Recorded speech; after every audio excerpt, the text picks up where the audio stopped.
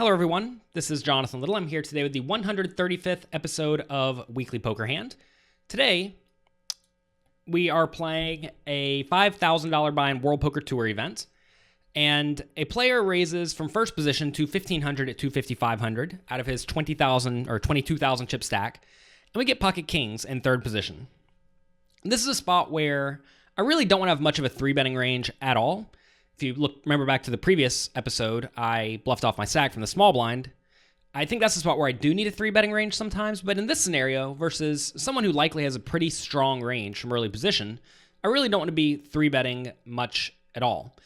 We've actually discussed these concepts a decent amount at pokercoaching.com, where in the homework questions, we discuss, do you want to be having three-betting ranges? Do you want to be three-betting all of your hands? Should you be calling a lot?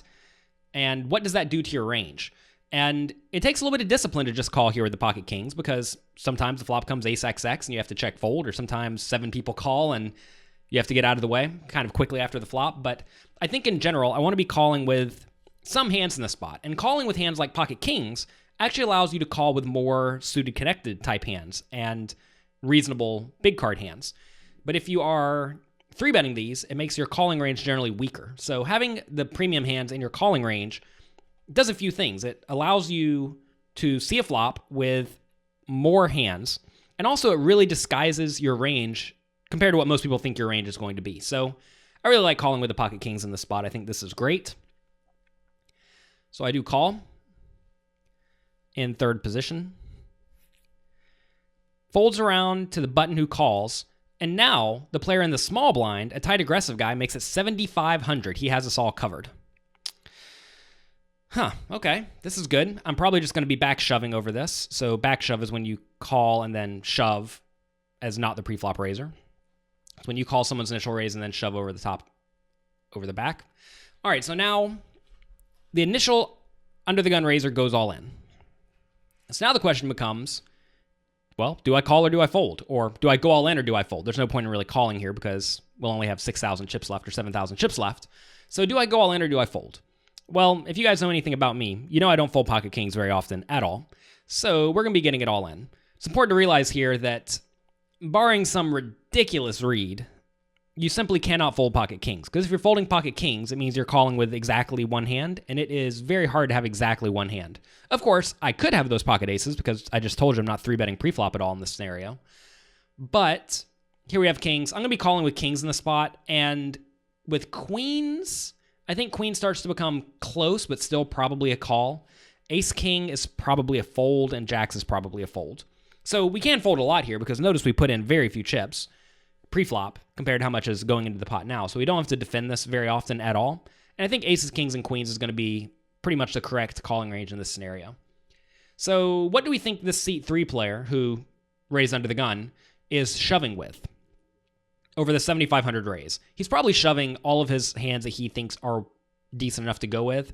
And if I had to guess, it's probably going to be something like jacks or better and ace-king. When this tag out of the small blind makes it 7,500, he kind of forces the player with only 22,000 chips to either go all in or fold. So it's a pretty sweet play from the tight aggressive guy in the small blind, especially if he thinks that the player who raised under the gun does not have such a strong range for whatever reason. And obviously he's going to discount me because I just called. A lot of people think whenever the player in third position just calls, they don't have a very good hand. So, of course, I'm getting it in, as I just told you. And everyone else folds. So now we are heads up with the under the gun player, and we get it all in versus ace-king, and just like that, we lose. So that's unfortunate. But it's perfectly fine, because notice what happened here. We ended up getting it all in versus ace-king with an extra, well, I guess 10,000 chips dead in the pot, which is fantastic. So we have to be very happy with that result, even though we lost the hand. I remember this hand because I actually lost in the previous tournament that I played, EPT Malta, right? This was World Poker Tour Jacksonville. I came straight from Malta to this. And in Malta, in the main event, I also lost with kings versus ace-king. And when that kind of thing happens, a lot of amateur players start second-guessing themselves. I mean, they're investing significant time and money in these tournaments. They are not in the money. They're getting it in with kings. They're losing to ace-king.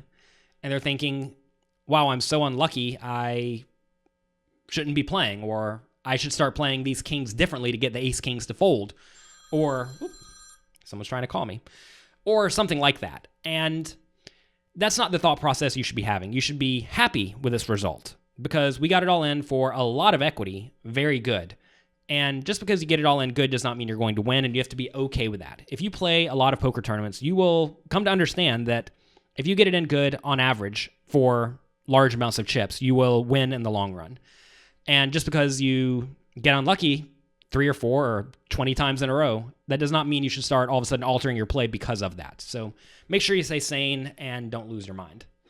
So that's going to be it for this episode of Weekly Poker Hand. If you enjoyed this hand and, general concepts such as it's okay to get it in good if you are, it's okay to get unlucky as long as you're getting it in good, definitely check out pokercoaching.com. There we have a lot of interactive quizzes and also monthly homework questions where you submit your answers. I review them personally in a webinar where you can also ask me questions, ask follow-up questions, and really just study the game with me because, I am asking questions that I may not even know the answers to myself, and we're having to go through and study these situations diligently together so that we can all improve at poker. So check it out over at pokercoaching.com.